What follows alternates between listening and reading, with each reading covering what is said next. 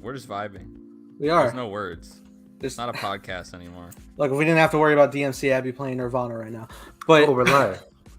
Yes, and welcome back. We're on episode number 66 of My Cup of Tea for the grand Batman special. We have officially seen it. It's out. It's real. It's 3 hours, and god damn it, it delivered. Joining us is Evan. It fucking delivered. Love this movie. Cinema. We'll go into depth about it, of course. All spoilers. I need to clip Jeffrey Wright on Twitter saying it's cinema. I need to watch more of those press between the cast because I love this cast so much. I haven't watched much of the press. I haven't watched jack shit because my new habit is that I don't before the movie because sometimes the cast talks a little too fondly and they give away something, even if it's like, oh, we were doing this scene, and then I'll be watching a movie. Like, this fucking scene. Yeah. I did the opposite for Dune. I absorbed every single Dune interview I could find. Same for the Star Wars, but not Batman. But either way, Batman was amazing. Again, this is spoiler heavy. So if you have not seen the movie yet, I suggest you wait and watch this back. But this was a fantastic experience. This was everything I love about movies. And Carson's here. The movies, as we like to say here on My Cup of Tea. I got my shirt coming. But shit, man, it's just so refreshing. You walk out of there and, man, like, there's just points in this movie. Like, I forgot about the Riddler for a hot second. I'm like, shit, we gotta go back and solve the case. What the fuck? Oh, shit, Act 4? I was so wrapped in the B plot. I'm like, oh my god, the third act is here. It is like total Last Jedi moment where I'm like, oh my god, the third act still exists. Oh shit, because I'm so enamored with the movie that I love those kind of experiences where it's a long movie, but I'm just so wrapped up in the actual events and the characters and everything that's happening that time flies, and I just kind of, a part of my brain shuts off in a way that's like that self-aware part of like, oh, I'm watching a movie, because especially for how many movies we watch all the time every day, that just disappeared with the Batman, and I love when movies do that. Yeah, I wasn't like Uncharted checking my phone. I'm like, oh, wow. I was watching 30 minutes to go. And I was just like, all right. And then, like, it was just so weird because he's like, I'm not going to go. All right, I'll go. And I'm like, great, here we go. But for the Batman, it was interesting that you talk about it in acts because I was so enthralled by the Riddler mystery. I love mystery thrillers. I'm always trying to guess, see what's going on, what's the backstory with everything. And I didn't even think about it in acts because I'm just like, oh, there's more going on here. To the like mystery. even in terms of A plot, B plot, I'm like, I'm so absorbed in everything going on. Like I know, like I'm trying to look for connections between each of these characters and the mystery, and I was so enthralled by it all. I'm just so. Well, and then that's the clever thing too, is you get wrapped up in Selina's arc. Oh yes. And that's what happened to me. And then the whole. Okay, spoilers, people. Of course, this is a spoiler seriously, go away if you're. Ben, get out of here. When Falcone goes into the light, and then he looks up to the light, and he's like, "Oh fuck!" And I'm like, "Fuck the riddle we didn't solve." And then the riddle's like, a throwaway hey, riddle. You literally did. Oh man, it's tense. This movie is. It's not even a thriller. It's just like, it seems like a thriller sometimes because there's so much tension between the characters, and like even scenes like the interrogation scene, which by the way fucking delivered so well. Oh, real quick, can we believe they showed a lot of these scenes from the third act of the movie in the first teaser I know. trailer? What the hell, Matt Reeves? Wow, a lot. I'm watching the gloomy ass day motorcycle traversing, and it's the end of the movie. I'm like, fuck, what? You shot 25% back then. Daylight. That's the first thing I saw this movie. Remember when they only shot 25% of that movie? Yeah. Did they film this movie backwards? Because that whole I feel so bad. end of the movie was part of like the first images we saw of the Batman. Yeah, I feel so in the stunt suit. I feel so bad that it's such an emotional moment. The first thing I thought was the fucking stunt Set motorcyclist. pics, yeah. No, the motorcyclist that fell falling, down. Yeah. But Oh man, that's hilarious. It's so But yeah, good. I'm like waiting for the part where he's in the gas station or the diner. I'm like, wait, this is I know. I screamed, dude. I'm like, what? That's funny because we were getting to that point in the movie, and I'm sitting here like, oh shit, all right, we're about to wrap up, but like, oh no, we got the big plan still. Oh no. And the balls of this movie to drown Gotham. I'm just jumping ahead. Wow, like what the hell? Like usually, like Batman finds a way to save the city beforehand. And nope. And we're on condensed universe. We're not in an overarching shared thing with multiple superpowers. So when all that's going on, I'm just sitting here like, there's no way to reverse this. How do you save the city? Yeah, there's no Barry. Stop time, reverse. Like no. There's no Superman here to stop the flood. I think is actually really subtle because at that point in the movie, it's all about this grappling with, especially when he learns about his parents' past in a different light. This whole concept of renewal and like the city's going to renew. We're gonna, we just got to get the next thing. We got to get this. We got to get that, and then the city will be this utopia once we can just. It's essentially the thing of just make it to the weekend and it'll be okay. Just elect me and it will be okay. Mm-hmm. We're gonna make real change. Yeah, that whole thing. But then we had to see Bruce like decide how he's actually gonna make change, and he realizes that vengeance just isn't enough. And I love that realization. It's so awesome when he's walking out of there, and it's so fucking perfect. It is one of my favorite aspects of the movie for me. I love in fiction when somebody's ideal gets warped in a way that they did not expect. Of course, I relate everything to Attack on Titan, and my brother and I were driving back home, and there's a good thing in the final season where a phrase it's called Shinzo Sasageo, and it's like, oh wait, this means a lot differently than what it initially meant. And this movie, like the first line from this movie, or first phrase from this movie, he's talking about the city, he's talking about vengeance, and that he is vengeance, and he's kind of like accepting of that. God, that montage is so good. Great. But then when he's walking out of the stadium and the Riddler minion says like, or he asks, who are you? And he says, I am vengeance. And the look that Bruce gives him, just like he's like disgusted and shocked by it. I'm like, that is the contradiction that I love about Batman that is so constant in all of those arcs, is realizing that his vigilantism in a sense spawns up just as crazy feats of villains and stuff who inadvertently or directly get inspired by him. Like, because I mean, look at Riddler in this scene, in the interrogation scene. He's like, oh, you you put the mask on just like me. Like, that whole thing is terrifying. And he realizes in that scene, like, fuck, dude, like, is it legal to have a film this fucking good, dude? It's not. I think this, like, whatever the fuck you guys felt with like Dune for real, and like the deepness of cinema is what I'm feeling right now. I know I said that was Spider-Man, but like, for real, you ascended.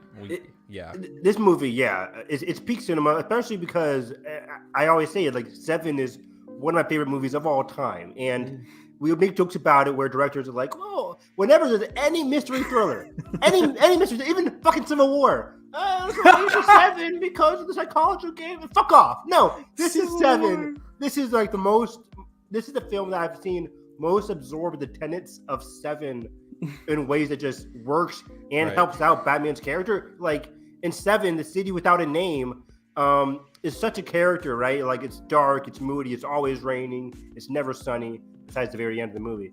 And in this movie, Gotham is a character, like just like in Seven. Gotham itself, the crime, the characters within it, beautiful. Which, here's what I love about the backdrop of Gotham here, and especially having just rewatched Batman Begins, it's such a different relationship because Batman Begins is almost an epic, I would say. It's kind of like this sweeping adventure epic where we get so much before we like go back to Gotham.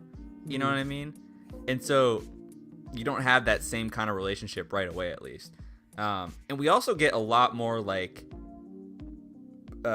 Bruce Wayne appearances, I guess, in Batman Begins. So that's more of the relationship, and it's kind of glossy in that way. This, it's just like kind of feels in the trenches of Batman, which I think is so cool to do. And that's why I love like the year 2 story versus like the origin, is like we get into that whole thing. And I do also like, it's like a little more gothic here because yes, this movie is completely grounded, but it still doesn't like shy away visually from making it like those horror and gothic infused elements, which I think, especially like the Wayne Manor. How fucking cool is the Wayne Manor? It's so movie? Gothic. It's so stunning. Cool. Yeah. I was, every time they like went around, I was like, oh fuck, this is his mansion. What? Dude, even like look like a mansion. Even the difference between like the elevators they got in the Batcave, like this one has like that cool like retro door that like yeah. I'm just like, God, this is awesome. Yeah, Wayne Manor as I said was just so beautiful. I like that shot when he's when he gets back and he's undressing and it tilts down. Dude, when he's spray painting all the stuff and figuring it all out. Mm-hmm. Dude, Wayne Manor was just great. Yeah. So, I'm not gonna like go from like beat to beat start to finish because we'll be here all night. But I will like just hop into the beginning. Like when it first started, we start with the Riddler's point of view. And you're not too sure who it is at first because I'm like, who did you guys think it was? Well, my brain's bouncing back and forth. I was like, okay, we could be following Batman, or it's Selina trying to get a score. I don't know. I thought it was Selina. I'm like, oh, Catwoman. Like I thought because she's always known to be like the robber kind of person. And they're so crazy for it because a little later in the movie, when Bruce is spying on Selina through the binoculars, it's so paralleled to that because it feels the same, and you hear the same breathing and shit, and it's like creepy because you're like, fuck. It's so cool. And this is also reminiscent of Seven. There's scenes in Seven when John Doe is looking at Detective Wills and Morgan Freeman's character, and you're just like, oh wow, like it gets that creepy vibe where it's like you're in the eyes of the killer or the soon-to-be killer. And you're just watching these victims as they. One of my favorite shots in this movie is when the DA is like, the Riddler's in the car down the alley. And the Riddler or the DA is just like wandering, looks down at the car, and he's just walking to his death. You just know he's walking to his death, and you're just like, "Don't get in the car!" But it's so good. Oh, hold on. Hey, my man. Hey, Jimmy, get out of here. Well, look, thank you. But this is your second viewing, but I mean, yeah, because this is a spoiler, man. We're getting all in. Yeah. Thank you for watching this. Click the watch later thing. And watch this later. Evan's like, please come back. Get out. You don't understand. It's like Seven. But thank you, though. Yeah, no, that was a great. All right, listen. Sorry. Back to the beginning. Like, I didn't take notice until like when the audience all gasped when like the lighting's like shifting on the TV and it's just blinking. Riddler's in the apartment already. Oh, you didn't see that? What? I mean, I did like once. Oh, probably not as soon as he was there, but like just the fact that he was there, I was like, oh fuck, like it really. You're like, oh fuck, like it's over for this guy. And we still don't know how Riddler's gonna act, because in the trailer he's always so like luminous and like you see him unload the tape, you're like, oh, this is gonna be a methodical killer. But he's also one of the most surprising things about Riddler in this movie is how enigmatic he was and how he crazed he was. Like as soon as he sees the guy, like you hear him scream, and it's just boom, boom. Oh, it's a haunting scream. And okay, so that was like the point. Like as soon as like he made the impact, this movie has like one of the best sound designs ever. Awesome. Especially in IMAX, like you're gonna feel the fucking car chase in your bones. Man, as soon as like that impact happened, he threw it and it just lands in frame. That's the point. I was like, oh shit, my spine. Yeah. This is we're in here. Oh god. And can we let's just set this part up right real quick. Okay. The genius to write this kid in here that throughout the movie is fucking awesome. Perfect. And the fact that it's the kid that then he pulls out of the fucking rubble, and I'm just like, goddamn, so good. It's such a Reeves thing to do. Wasn't this used like in Dawn? You can kind of see this in Caesar's Son, and in War you can kind of see this in The Girl. who is raised by apes, like always using like a younger adolescent child to reinforce the themes of the movie. Dude, and I love there's a scene, it might be the first scene in the Wayne Manor with Alfred in the Batcave actually, where I think it's literally right after Bruce says, "You're not my father." And then Alfred goes back over to the computer and he sees the end of the eye clip, and he sees the kid react, essentially, talking to the police, reacting to the murder, and he sees that parallel of how he feels that he's failed Bruce in a way, and that that whole thing, it hurts. Fuck. Dude, the whole dialogue is great. They're back and forth because Andy fucking Serkis. Why does Hollywood not utilize him other than motion capture? This man is like an incredible actor. Like, I'll be the first to say it. Wasted in the MCU. Wasted. Like, I love Black Panther. He's great in Black Panther, but I like when he's playing these roles where he's so understated and great. He's a great dramatic actor. He's great in isn't he in The Prestige? I think he is. He's Tesla's assistant. And he's great in there. Yeah, there's Tesla. Nicola? Watch the movie. All right. Fantastic. Yeah, he is so great in here, and that scene hurt me. Like, this hurt me, but at the same time, I'm watching. I'm like, I cannot wait to see this relationship evolve. I didn't think it was going to evolve as quickly as it did in the movie. I thought it was going to be more of a trilogy thing. But even then, this movie, their arc together, him and Bruce. Okay, so I gotta fucking just say the lines because they're so beautiful. They're back and forth because please do. They're set up of just like he has the investors coming and Bruce like, why here? Because I couldn't get you to go there, and he's like, I don't care about that. You don't care about your family's legacy. What I'm doing is my family's legacy. How do you have the fucking line? Do you have this written down? Oh, yeah. No, I saw it twice. I saw a 3-hour movie twice in a row. You're right. And it's so well done. In a row. No, you didn't. I did. No, you didn't. And at first I thought I was going to be... Nathan. Yes, at first I thought I was going to be like, this is a mistake. I'm going to be tired and exhausted. But, testament to this fucking film, I was rehooked right away. And I think I was even more engaged the second time. And I was just Any candy? Any candy? I did have candy. I had some Sour Patch. Good. Upset my stomach later, but that's fine.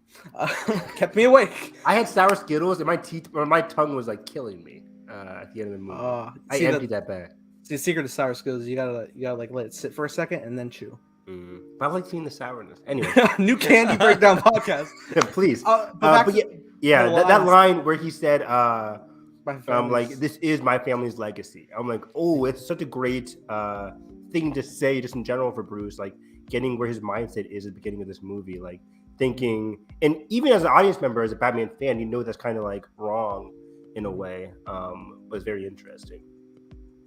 And I forgot the exact line he was saying to like talk to Bruce again, and he's just like, Alfred, stop it. You're not my father. And fucking Alfred says, I'm well aware. But then to Carson's point, when he did go back to the computer, the immediate following scene, he's still helping him out. He's working on that decipher, trying to fill in the blanks. So adorable. And then immediately, even after that, they're right back at it, just like, oh, try this. Oh, I got you. And like, even when Bruce like do this, he's like, yeah, I'm on top. I know what you want. Yeah, have some grapes, Mr. Wayne. Fresh berries. Fresh berries. I never had no fresh berries for me. Right? And just the intricacies of like the layers of like, I was really happy the Riddler's Rose were just like so surface level. It was just like, all right, so here we have it. Plug in the key, but reverse the key of what, and actually look at what's missing, and that's your clue. And it's like, oh shit. Yeah, like it was like complex enough that it like made sense for like all the characters to not know certain things and then see certain things. And I like how it like actually weaved together, because sometimes there's like this weird relationship where it's like either we know too much or the characters don't, and then you feel like the characters are behind you, or it's the opposite where you have nothing and then you're like, I'm trying to catch up. And I felt like this really struck the best balance for this history. Yeah, this was a great balance, because like Nathan said, and like you said too, Carson, it's like the mystery, it made it so that the audience was invested, but also so that the audience couldn't get it and that the characters could. And it was like the opposite. I got this when I was reading the Timothy Zahn's Thrawn novels, where I feel like I'm behind Thrawn. I don't really know what's going on because Thrawn is such an intelligent character. You don't really know. You can't really connect. But in this movie, you can see what's going on. And also, honestly, it's a little like Prisoners in a way where you have your suspicions and you cling to them, but it's not quite executed or it goes down. Like the characters surprise you in how they react to the information. Yeah. Great. What a movie. We just can't beat the info out of Paul Dano. That's Paul Dano, man. Paul Dano. So well done, dude. Oh yeah. Wait, I'm sorry. Just from the beginning, just when they're setting up the entire atmosphere of Gotham, cinema can't even describe it. It's that intro. Fuck. It's not just his narration. It's just like the way it's all being shot. First off, the dude who's wearing the drop head mask. Amazing design of the mask, and it looks like Halloween-y, creepy enough. And we all start on Halloween night. But then later, when the bat signal hits the sky and the chopper is going around spotlights him, and then he gets caught and he's just like scared in the street, and you just see like the trembling in the rain with the fucking mask. It was like, I can't describe how good that looks. It looks amazing. I love the drops thing. The can, gets frightened. Even as an audience member, you're like, is Batman there? Is he gonna show up? I was watching a Batman the animated series intro, but like in live action in a way. Fuck. The whole setup is so good because of course like that dude was robbing a place. These people are spray painting broke on the bank, and everywhere. And even Batman, he's narrating. He's like, "Look, there's a whole lot of city. I can't be everywhere at once. But we have a signal now, and when the light hits the sky, it's not just a signal; it's a warning." Goddamn the music! Fuck. The music is so good, dude. And just the pick and choose of who we're following, and then of course we land on the asshole goons. We just go around punching people, fucking pranking Halloween night. And he fucking comes out. And God damn it! And I love that there is like that one kid in that group who like he really doesn't want to be there, but he's there. Yeah. And I'm happy that Bruce ultimately spares the guy. He doesn't like go for him. The whole confrontation, all that was just amazing. Like even to the point, Batman is so like not as legend status yet that even the person he saves is like, "Don't hurt me." Right. Yeah. It was great, and the whole narration scene is a great example of even towards the end of the movie where it's like crime will not stop. There's still a lot of crime to be done here. I can't do everything. I can't be everywhere. But at the end of the movie, that can be a symbol, and this one is that can be a warning. Gotham's underwater.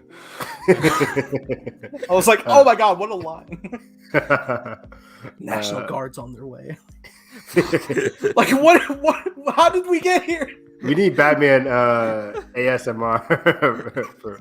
I'm here. Isn't there like I'm pretty sure there's a Batman podcast like audio drama coming out soon. There is, yeah, I heard about it. I forgot about that. Yeah. Imagine Conroy's attached.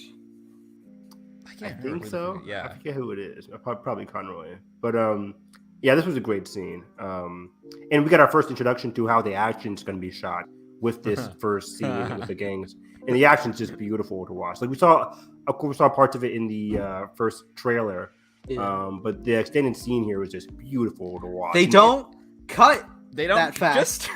That's why this movie is grounded, because the camera's like, all right, I'm gonna chill for a second and just watch. And it's just all just shot wide, and we just see the choreography just go to work, and it's fucking awesome. And then we see his ears pop up when the camera does finally like flip around, and it's terrifying. And the fucking noises and just like stomping out of these shadows. I'm like, god damn it.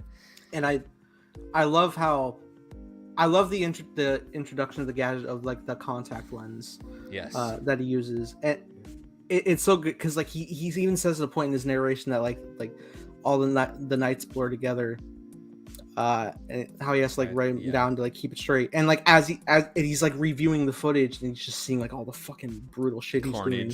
And even like the shit he's writing down is the very narration he just spoke. Like I took notice on my dude, and it all ties in, and then fuck. It's so cool. Year two. Oh. It's so cool that he's just narrating in general. I did not expect that. He's just like narrating, writing down everything he sees. Very intelligent.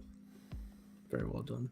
Well, after this scene, we get our first. He looks up at the sky, sees that signal, and he realizes that Mr. Gordon wants him. And then that's when you get him in the scene. And man, just Gordon and Bruce's relationship in this movie, pitch perfect. It's so good. Like they have known each other since the start of it. Mm-hmm. Obviously, they still don't he doesn't know he's Bruce. Obviously, it's way too early. But he has that trust, man. He knows like he's gonna get the job done no matter what. He has so much faith in him, but every other cop is just like, seriously, you're gonna let him on? You haven't touched the crime scene, like really, boss? And just like, what about the chain of evidence? yeah, all right. But God, I forgot from the teaser. It's the point of view of Bruce that you're following, and everybody's just staring at him, judging. It's like turned around. Yeah, I'm just like, ooh. Cuts to the fucking interrogation room. Now I got you for assaulting an officer. Call me for 3. Best line of the movie. That was great. Audience died at that one. Oh, it's so well done. The humor is so peppered in, really good. It's awesome. Best comedy exchange in this entire movie is Gordon, Batman, and the Penguin, and they're taking his ass. He's like, "What is this? A harmony? Are you gonna harmonize or something?" A good cop, batshit cop, batshit cop, and then he fucking waddles away after they. Waddles, yeah, it's so good. That scene was amazing. I was just in tears. What are you gonna do? Just leave me here, you pieces of shit. Colin Farrell, man, he was so disappeared good into the. Really did. Even seen in the trailer where he's like, "Okay, take it easy." I'm excited. Whoa! Boyda. Goddamn. Colin, and I like that he's not at his full power either, which is so cool by the end of this. One of my favorite lines was when Batman pinned him in the nightclub, and he says, "Don't you know my reputation?" He's like, "Yeah, do you?" It's like, oh shit. Yeah, they also had a really good relationship in the movie, Batman and Penguin. Yeah, Penguin's like a rise to his power, rise to his establishment. People are using him, but he's using other people too. Yep. He's kind of a guy who thinks he has speaking more of this power. nightclub, man, all the different variations of Batman or Bruce showing up to the fucking with the twins. Yeah. The twins, yeah. It's like, yeah, he said it. But god damn, our introduction. Zoe walks in. Fuck. She just walks in with the drinks, and even Bruce just like. Yeah, wait. Oops. Penguin, hold on a second. Who's this woman? Yeah. Immediate, just radiating tension and chemistry between them. They didn't even have this fucking movie throws her on the fucking table, dude. They're just like. Did they invent chemistry? Like, did they? Like, I get flashbacks to 1996, The Mummy. I'm like, oh wow, this is not to cut to the end, but the fact I loved that they didn't kiss in the last scene, and I thought that was so perfect because you can tell you Bruce see Bruce trying Bruce wanted and that was the first time in the fucking movie. That was the first time that he initiated. And it made it all the more tragic. And then he's like, "Oh, take care of yourself." I'm like, like, this is real. He leaned forward a little bit. You could tell. And then she's like, because it's just so sad and sweet. Where it's like, you know, they're always going to be on good terms, but on opposite sides. It captures your relationship so perfectly in 3 hours. Like, Zoe, unbelievable. Oh man, still hilarious. That was the first scene they filmed. But that's the first. It was just great. It was just their relationship. Just the beating heart of this movie was their relationship, and following Zoe throughout this movie and what her deal was with Falcone. I forgot. Like, isn't that in the comic books that she's related to? Yep. I think as soon as she said that, I'm like, oh wait, that is in the comics. I was like, oh wow. But in the movie, I was so invested. Let's talk about the fucking funeral scene where they bamboozled us. Which part? Oh yeah, because on the set, all the set pictures, it's Zoe walking up in that outfit. But in the movie, they like cut to the cutting around just so like you can't see her face really. You don't know if it's her. I think they 100% shot Zoe walking up the stairs and then just changed on the reverse after we saw Bruce's reaction for a couple shots, and then they probably thought without seeing her was more disorienting. Yeah, got it. Which makes makes that cool because it's like it literally is her, and we're like, wait, that's her, but then and then it is interesting that like you do realize at a point that like majority of the scenes that we are following always does have Bruce in them, most of them. Yeah.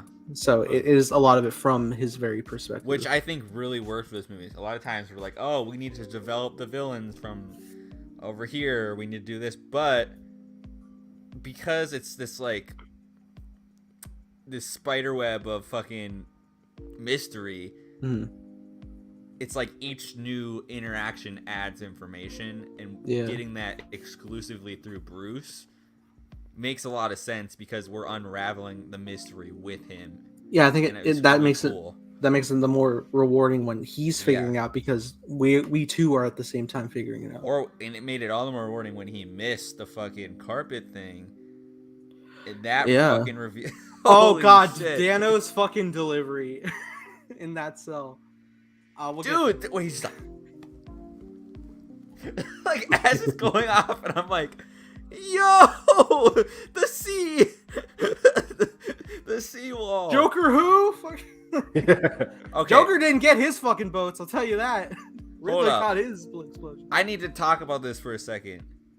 I didn't know it was Barry. I didn't see him. Like I saw. Really? Wait, what? I just thought it was a stand-in guy, and then they were gonna cast the role later. I didn't. I mean, I guess because it's like kind of obscured, and so I guess I was just listening more so that it just wasn't registering. And I'm sure I only knew because it leaked forever ago. Yeah. I guess I just didn't believe it. I was like, oh, like there, because he says like.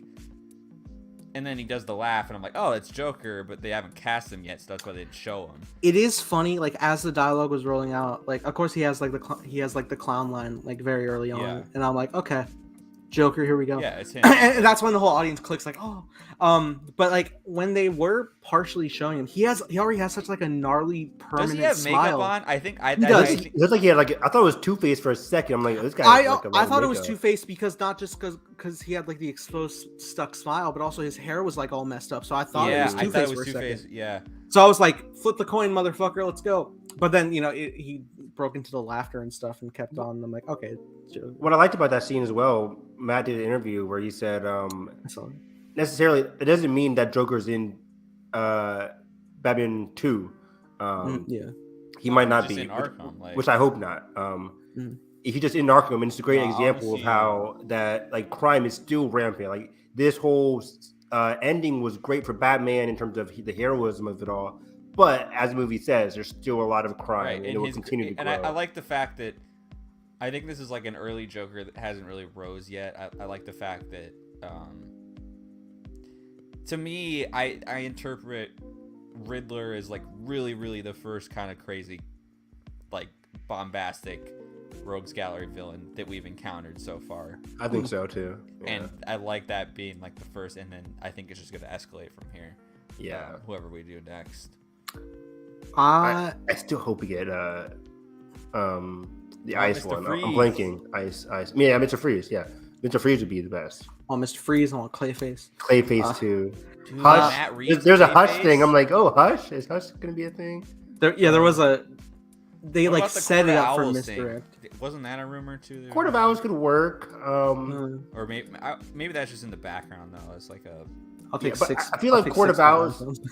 Yeah, me too. All right, Court of Owls could work, but I just feel like Court of Owls is all about the history with the Waynes, and like I feel like we kind of already did that in a way. Might be a double dip. Exactly. We had to. It's like, oh yeah, the Waynes are still bad. Like we get it. But yeah, this just was a great character study for Bruce Wayne as well. Like, it wasn't until after the movie that I saw people complaining or had complained about Bruce here, and I think Bruce is perfect. What's there to complain perfect. About? Like, it's just like I know.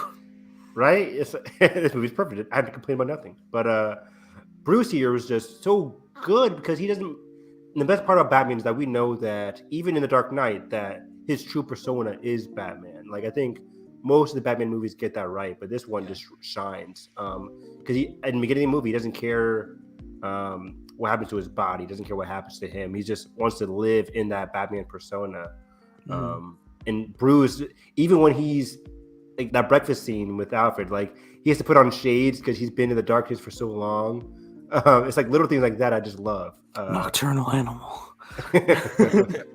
Amy Adams. But yeah, Bruce going to the funeral, which by the way, I was talking to Nathan before the podcast. the score for the funeral scene is just pitch perfect. It's one of my favorites because they used it again at the end of the movie with him saying goodbye to Catwoman. Yeah. And it's great. Great score. The whole funeral scene is phenomenal. Like obviously, like the dialogue's going around is great, and it's also funny to see like the cop who's like fucking freak. Batman is like, oh, Mr. Wayne. But like when things start to ramp up and you hear that like spinning out of control of the car outside, and everyone's just like, what's going on? And he glances up, and Riddler is there in the silhouette. Shot, dude. Oh, it's so ominous because Bruce can't tell like who he is, obviously. And then the car starts to crash, and he's looking over at the fucking kid, and he's like, he goes immediately to save the kid, and I was like, all that alone is great. And then when the dude stumbles out, it's so beautiful, like the way they directed the crowd, because like the lady just freaks out, like bomb around his neck, and everyone's like, oh shit, and then just like there's silence for a second, and then the phone rings, and everyone freaks again. And just the tension is so well done. Yeah. Oh, shout out to the DA here too, played by the other Skarsgård. I forget his name. Yeah, I look familiar. What else has he been in? I forget. At first, I was like, "You're not Corey Stoll." No, you're not Yellow Jacket. But he was great. This whole scene was, like Nathan said, filled with tension from the beginning of the funeral scene to the very, very end, where he's just talking to him, trying to uncover the riddle, and then you realize he doesn't care about his own life. He's like, what the reveal would hurt so much more. My family, my friends, everybody I know would be killed because of what I say here. So he just blows up, and I'm just, holy crap! Batman point blank range just gets hit. Which I'm gonna just say, from like when he hijacked he didn't hijack the areas, when he sent in, when the news was playing that video of like somebody hooked up to the fucking rat maze, and then they also had this scene in the funeral with the bomb neck. I was watching, I was like, damn, the Batman's a really good Saw movie. if you watch the Saw films, which also have like, at least the first one has like a 7 influence. I've heard a lot of people say it really is like a Saw film. I was like, of the better ones. I was like, oh no. Yeah, that's like great. You totally get the Saw reference when he's when he has the police chief. What's the police chief's name? Paul something. I forget. Greengrass. No. Yeah, there you go. Bourne? Dear God, it's Jason Bourne. But yeah, the escalation of the kills is also a surprising aspect of this movie. I didn't know it was gonna escalate so quickly in terms of the Riddler going one by one through these murders. Mm-hmm. Just the whole terrifying first kill here with the mayor. That was very interesting, and also with the mayor, great character work. Like we only see him for like a little bit, but we know he's a family man. We also know that he kind of despicable too when he's like watching the election results saying, I thought the drug bust was gonna help me out with the election results. Like you get all you really need to know there. He's all having affairs at the club. Yep, having affairs at the Iceberg Lounge. Yeah, a lot of great stuff there. But then the Riddler with the rat maze on the police chief was just Jesus Christ. They don't think show the ending of that. No, probably for the better. Unrated cut. Like you assume his stomach is just like clawed out, right? Well, like I think like when they find the model of it later, it's a maze that I think it'll go up to his face, because I think they said something about his mouth or something. Oh, I didn't realize that. Okay, it's all creepy. But of course that's where they find the infamous riddle they can't solve until they bring Falcone into the light. Yeah, that was very funny. Yeah, which is a riddle that was extended for a longer period of time than I thought, because at first you're like, oh, this automatically means. Did you automatically think Penguin at first, or somebody before Penguin? Well, it's because like at first they're describing rat with wings, and they said pigeon, and then pigeon. They were going on. They said like stool pigeon stuff. They were like, it could be a penguin. And in my brain, I'm like, rat with wings. I mean, probably Batman. I'm sure. But then they say later like Falcon has wings, and they're like, oh fuck. Like, bingo. Which we're going all around, but we gotta give props to John Turturro for his creepy mob-like presence as Falcone was incredible. Loved his. Gone are the days of Transformers. I think I would say Big Lebowski. Yeah, Transformers. Yeah, not great. I forgot because my brother in the movie was like, "What's he from? What's he from?"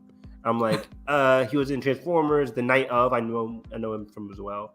Great miniseries called The Night of with him and Riz Ahmed. Early Riz Ahmed performance there, but the evolution of his relationship with Selena. Because again, I forgot that they were related. So I'm watching them. I'm like, what is their relationship like? Yeah.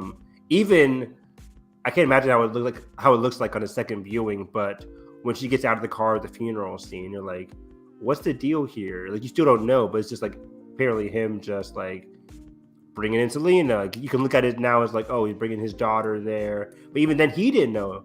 Right by the end of the movie, you realize he didn't know that she was his daughter. Until the end. I don't think he made it clear because she got hauled away by protective services when she was like 7. Yeah. He didn't bother with anything. So of course, if she just shows up like later as an adult, you wouldn't really be able to tell. My own flesh and blood. Yeah, all right, motherfucker. But also I gotta just go back to like the whole sequence at the funeral with the 3 riddles. Some of the best stuff, some of the best pacing, and I gotta say, I know I should be frustrated with Riddler purely from he's kidnapped and killing people, but I was more frustrated. I was like, you're wasting time on the timer. Give me the next riddle. Yeah.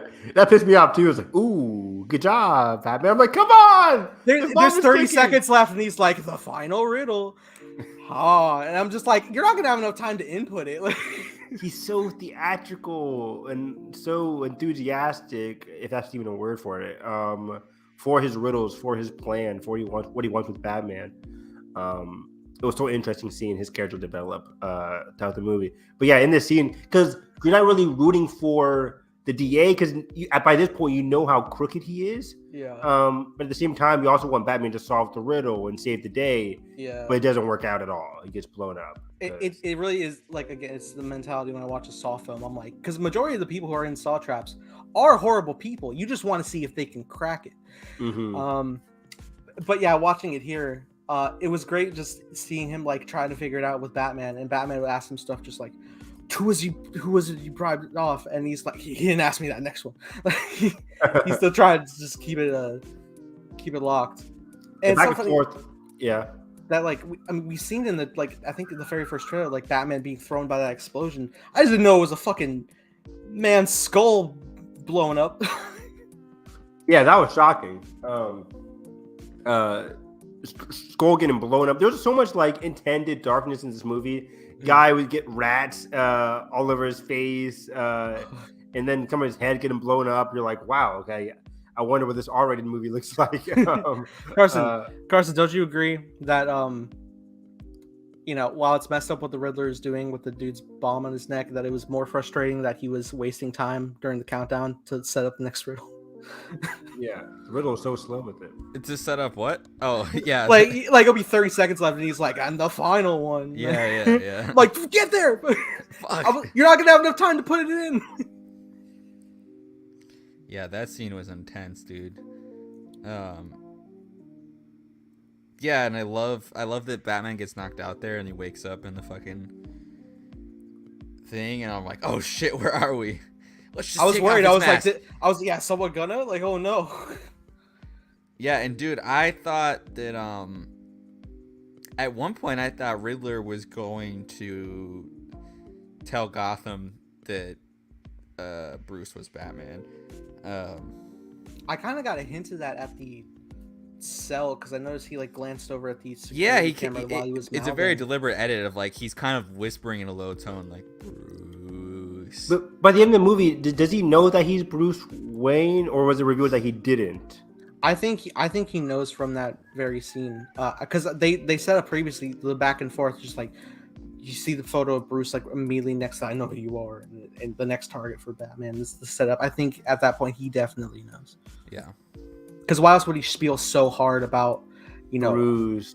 You're not a real orphan growing up with all that yeah. money in that tower, or what a real orphan is when babies die in the cold of the winter. And it's like, oh, it's so interesting because I felt like, okay, yeah, he knew who Bruce Wayne was, but throughout the interrogation, I felt like Batman realized that maybe he does because they towards the end started talking about Bruce Wayne in third person again. It's like I felt like Batman realized. I thought he definitely knew. I thought he was gonna reveal it. to the city. But Yeah. Interesting. I have to watch it again because I feel at first I felt like, oh, he definitely knew. Yeah, but then as it went on, as he's talking with him, he realized, oh wait, he might actually not know, but he just has a thing out for Bruce Wayne. I don't know. I mean, Nathan saw it twice, so maybe I'm just wrong. Yeah, I think. I had people discussing it like while the credits were rolling on my second viewing, and I'm just sitting here like, I mean, wasn't it clear? I thought it was clear. I thought it was clear, but then I thought it was clear that he then didn't really know that he was just really out for characters like Thomas and Bruce Wayne. No, and he was I just think talking he for about sure him knew, because I don't think the whole orphanage thing really hit the way it would have. I don't think he would have sent them there if he didn't in fact know. Yeah. But he was just leading them to Thomas Wayne, like to his next victim, Thomas and Bruce. Right? I don't know. Yeah, because I think he'd also like be fully aware that Alfred is the one that got taken in the explosion meant for Bruce. True. But which I'll get there. Let me talk about the car chase. Cause god damn it, that is In IMAX. in IMAX, man, my bones. Man, Reeves locks that camera on the vehicles. Bless his soul, man. Greg, everybody involved. It looks so thank cool. you. How the It fuck looks did so they get cool. all the snow going on this? I just wonder, like, how do you just like create those conditions artificially and then like, I mean, some of it's probably VFX too, but like, Give him enough. fuck. Yeah, as it's going, my Any brother's VFX like, in this movie are seamless because Yeah. very No Time to Die-esque in terms of like, it's a grounded spy action movie, but also it's like, oh, there's a lot of VFX here that kind of going on, especially during this car chase as it's going on. But even the setup for the car chase is very good because you don't know, because of course we all saw the trailer with the car chase, but you don't know when it's going to happen. And as soon as he's going back and forth with the Penguin, they look to the left and he's like, you see the car, you're like, oh shit, here it comes. When it starts, it starts to rev up in the alley, and You're like, I'm getting hyped. shit. Oh, and for a brief second, like it just goes. And at first stalls. I'm like, is something wrong? But then my brain caught up, and I was like, oh, he's fucking intimidating them. He's throwing them off their game. And it fucking works, dude. It's really well done. And we go through that whole chase, this weaving back and forth, even like going through traffic. We get jammed in, and when Penguin just ultimately decides, just like fuck it, and he hits the brake to knock the semi behind him, and just it all flooding. And god damn it, just the whole setup of it going through how Bruce is gonna go, the fucking pillar falls. It's so fucking powerful. The Batmobile just cracks through that damn cylinder. Yeah, so that cool. shit was like concrete, man. Like, Yeah, dude. And it's fine. I'm like, oh god, this is that is reinforced as fuck. And just everything's spilling through, and you just see the ramp, and he's just like Perfect. Fuck it, accelerate. It's going through, boom, and Penguin's fucking hyped. And then again, we see in the trailer, but because of all the setup and the the amazing emotion they brought with these characters, that like when he's going through, I'm just sitting there like, I'm losing it. It was fucking glorious, man. And it was incredible. To see the end of the upside down shot where he actually looks into the car is so cool. Penguin's scared. Yeah. That was amazing. It just felt so raw and like brutal. The amount of times the Penguin got flipped over. Brutal. I'm just like, man, it felt so like you're watching a huge, big, like actual car crash. Like was Colin in that? No. But again, you watch this in IMAX with that sound design, you feel all the revs. Yeah, you're in it, dude. Also, I love the fact that they shot like probably like a rotating like still car of like even a stunt double in there. Like the rolling looks so fucking realistic. Yeah, for sure. Yeah, I can't wait to see behind the scenes of that whole sequence. I really want to know how they filmed everything. Great shot when like Bruce, the Batmobile comes over and it just parks sideways, and there's just a second stall, and then oh yeah, it keeps going. And you're just watching it because the camera doesn't cut; it just sits there. You feel it. That was amazing. Oh man. Yeah, everything felt so like real and raw. And just that whole shot between him and the Penguin, and then after this we get like the most hilarious Penguin and Batman scene. Again, it's just It's just so great. It's just so good. Him and good cop, batshit cop. Him and Gordon were just going at it. Well, I want to know the difference between L and La. It's live. I want to speak Spanish around there. It's like, shut up. It was just so great. Like, I'm still here, I was like, Oh, yeah. man. I love the fact that, Falcons have wings too. Bingo. Because you know he had power, but then you realize, like, oh, he's running the entire city. Dude, and Selena's lines are so... Or I think it's Selena's, like, he is the mayor. Like, it doesn't matter. Mm-hmm. I think the guy interrogating him said... Or the guy they were interrogating on top of the tower. Yeah. But, okay. So, yeah, at the end of that, when they were, like, breaking it down, like, could he have made a mistake? Like, he doesn't make mistakes. He's like, you're the rat. Like, URL? Fuck. Damn it. This is right in front of us. And then he starts back and forth with the thing, gets that final riddle, and he's like, orphanage. It's... Oh, fuck. And so they go to the old orphanage, which is now, like, a fucking drophead crack den. Mm-hmm. And the projector's on, and he's like, oh, my God. Next target's Bruce Wayne. And he just looks over, fucking gone. I think it's the first time he does it in the movie properly. And then I wasn't even registering. I'm like, oh, he's just pissed. And then I'm like, oh fuck, Alfred's at home, dude. And it's so interesting because I think like the way they're editing it, you make it think Alfred's just ignoring the call, but I think you're getting the call that's too late. It's the perfect spliced over. A perfect use of editing where movie time isn't real time, and it works so fucking good. And he's going through, and you just see it all, and it's just fucking fireproof. Turns it over, the package just blinking, and he knows right away, like, oh fuck. He throws it, and every time the explosion gets thrown, there's just enough space where I want to believe, just like I think it's okay, but also explosions are dangerous. Man, what the fuck? As you're watching, you're like, there's no way they kill Alfred in this first movie, right? No way. But then as it goes on, you're like, oh wait, shit, they might. But then as soon as he threw it, I'm like, okay, I know he's safe. I know he's perfectly fine. I mean, he's gonna be hurt like hell, but and the way it's ramping up. He's he's powering through. He's fucking screaming, like come on. And then it just he's dressed as Batman, but he's using the real voice for the assistant. Just like, I need to speak to Alfred. Something terrible's gonna happen. She's like, I'm sorry, sir. It already has. And he's just like, no. And you just look up, and it's just smoke in the tower. Could I forget how the scene worked? Could we hear him screaming as he's driving, or was it just like the rev of the car? I think it was a mix of the both. While it was going, but the rev was like louder for sure. Because I just heard him like, I like it when movies do that, when he's like yelling, but you just can't hear them screaming. You just like that they're in. Which happens in the end when he's hanging. We'll get there. Mm-hmm. But he's going up, and the lady's on the phone. The fire department's just like rushing by her already. It's already went down. Yeah. And you just see him in hospital, and it's just like, oh no. Yeah. And even the doctors asked, like, is there anyone else to inform and next of kin? And you just look at Bruce, because, like, he is the fucking kin. And I'm like, come on, Dr. Lady, you don't know the history of the Bruce Wayne. It's like, come on. And he next of kin, it's like in the Star Pennyworth, Wars. It's like in Star Wars, like, hey, how's Autoron doing? It's like, it got blown up. Wait, but also fucking earlier, before they went to the funeral, because they had that whole the scene with Selena using the eyepieces before. Oh yeah. Thing went to shit. And he reviewing. Alfred's looking over, just like, oh, a new friend? I'm not quite sure. And he seemed to have upset her. And then he says, "Can I take this as a good sign? What? You retire?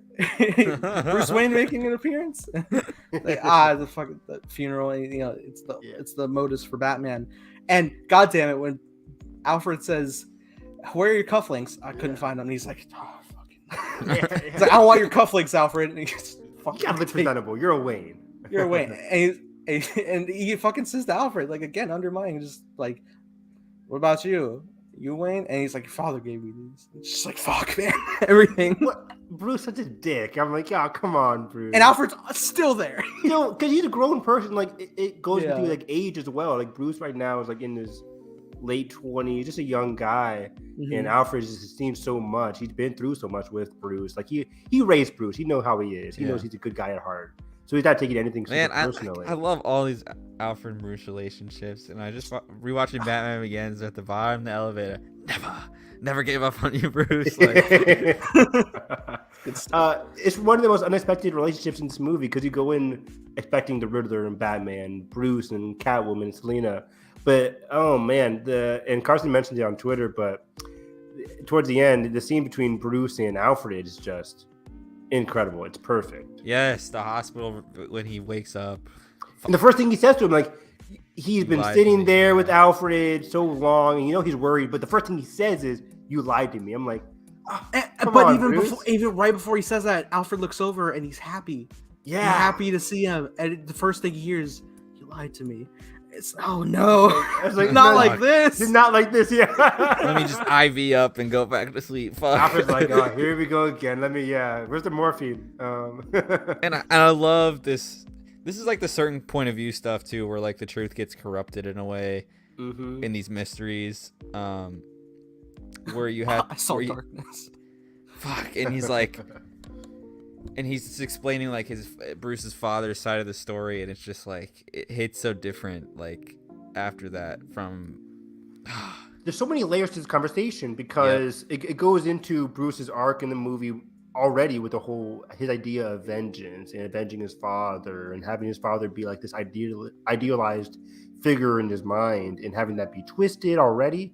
But then, because you start to question Riddler's whole agenda here, because like if he's lying about the Wayne, could he be lying about anybody else? You don't really know, but the other ones had a lot more evidence here that they were bad people. But with the Bruce Wayne and his father and everything, it just felt so more complex. And I just loved Alfred. I mean, about the reporter thing. In this scene specifically. Yeah, exactly. Because this is coming off the tail end of the Falcone scene. Yep. And we learned about, like, you realize how the Riddler started to figure out all this whole web of connections and lies. But yeah, just having Bruce talk to Alfred, and Alfred just, you can see the tear coming down Alfred's face. Fuck. And like, your father was a good man. I don't know the quote, but it's just like, your father made one bad mistake. It's like, what is his Last Jedi? But yeah. And you know, he feels like guilty because like he did all he could. He's like, I mean, I could teach you to fight, but you needed a father.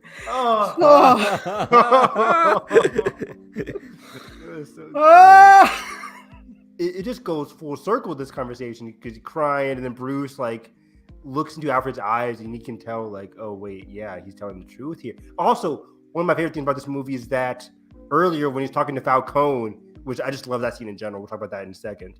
When he was talking to Falcone about what happened to his father and given the background of this thing with the reporter, even Falcone was like, your father came to me, might have led to the death of somebody.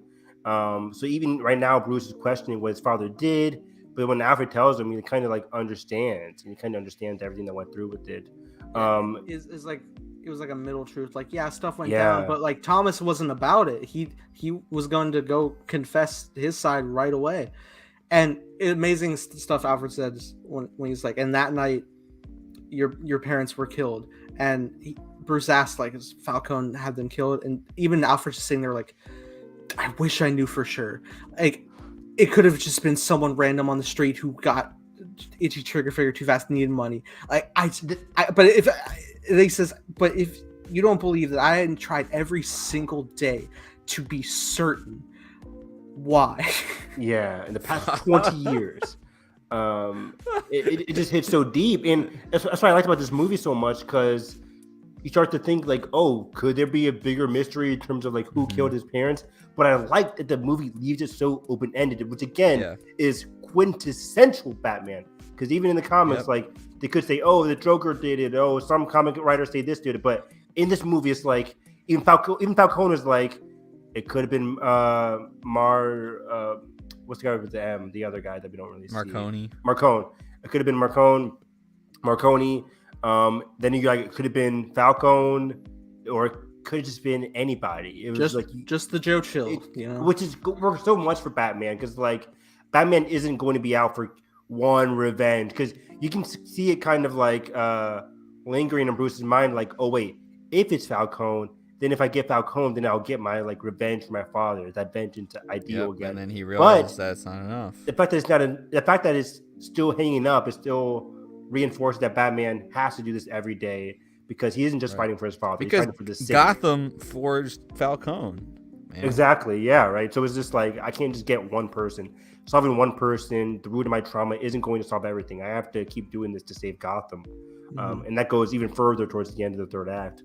But yeah, just in the way they hold each other's hands, I'm like, oh, Matt Reeves, like, oh, perfect scene. Just it goes full circle where he's accusing Alfred, we show anger and hurt. Oh, my bad. GCPD. GCPD. But and then it goes into him holding his hands. It's just a full circle. Bruce has always been that guy, and we always know he is because again, he was there at Alfred's door or at Alfred's bed the entire time. And the quote, one of my favorite quotes in the movie, was when he's talking about like his idea of fear, and he was like, "I haven't felt that fear at a long time." I forget the quote, Nathan. If you help me out, but it's like I never thought I'd feel fear like that ever again. Like, and then he's like, yeah, to lose somebody that I love. Yeah. And then, And then it's like in reference to Alfred. Yeah, he doesn't even explicitly said like until tonight or anything. It's just he looks over and you know he loves Alfred. I'm like, oh my god, these two are the best. It's such a great relationship. Again, one of the beating hearts of this movie that I just did not expect at all. Because as soon as we got that first scene with Alfred, I'm like, oh, I'm liking this Alfred. I like how Andy Serkis is portraying him. But throughout the movie, to have Alfred get this arc with Bruce, which is beautiful to watch. Yeah. But yeah, and everybody's relationship with Bruce Wayne, especially Selina. Selina and Bruce had just a perfect relationship, like where he's smitten by her automatically. And then he thinks like the worst of her towards the middle of it. It was like, oh, you're just in this for the money. I love their fight scene. Yeah, it's like, why about the whole money thing? And then she's like, because he's my father. And I was like, it's like there's so many like great setups, just like the through line of that relationship when they first meet up because of the passport thing, because her friend's missing. So they meet again. They go to talk by the bat signal in their first talk. Right before they kiss. Beautiful line where he's just like, what's up with the mask? You hideously scarred? And he's like, yeah, because he is. Emotionally. And it's like, damn it. It's so good. And I just love how she keeps calling him Vengeance. It's so good. What's up, Vengeance? Also the fact that what's up, Danger? That basically he kind of tempers her anger in the club when she almost shoots Falcone, and then that goes full circle to him kind of looking over to Selina after his rage fit and realizing what he needs to do and going to rescue the people, which is awesome. I think in terms of peak. Both of them keeping it in check, and not wanting to become what they're fighting against. That whole classic trope.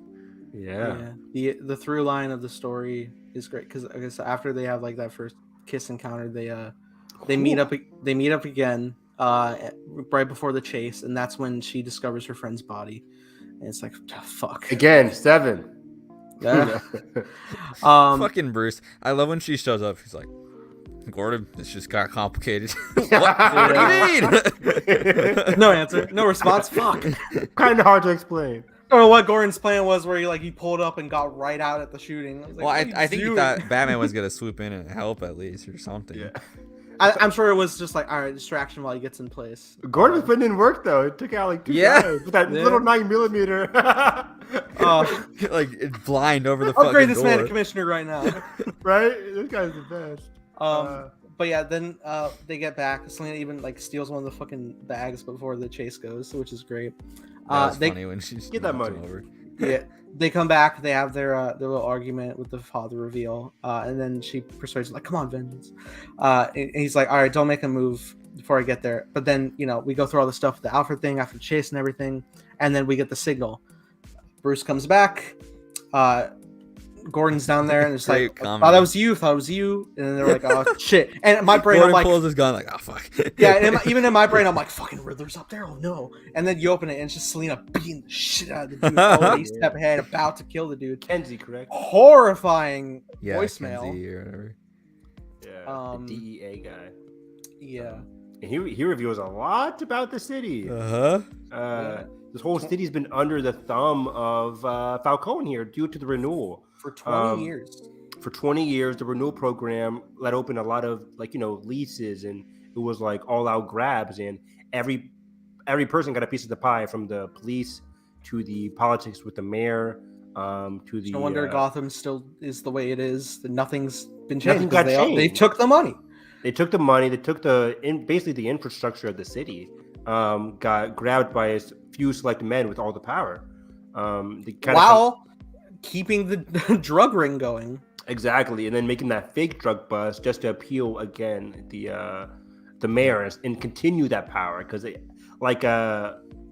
beforehand with the Penguin thing, it's like, oh, they're still selling drugs because like it never stopped, like it was all a lie, which is so great all around. But yeah, she's beating the heck out of Kenzie, and we get to the darker side of Selena, which is like darker, but it's kind of like the true side of Selena too, where this is why her and Bruce can never be on the same page, because Selena is such an empathetic person. We get that from the jump with her relationship with Annika. Like, we know she's a caring person. We also know that she's on a different page than Bruce, because they come from different backgrounds, of course.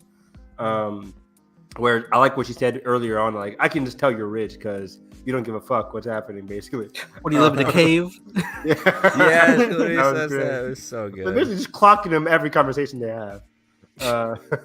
Sooner or later, she was going to figure out that he's Bruce. But yeah, it's like through this scene, you can tell why they're on different pages, even though like towards the end of the movie, she does help him out. It's like there's an underlying thing here that they're never going to be on the same page.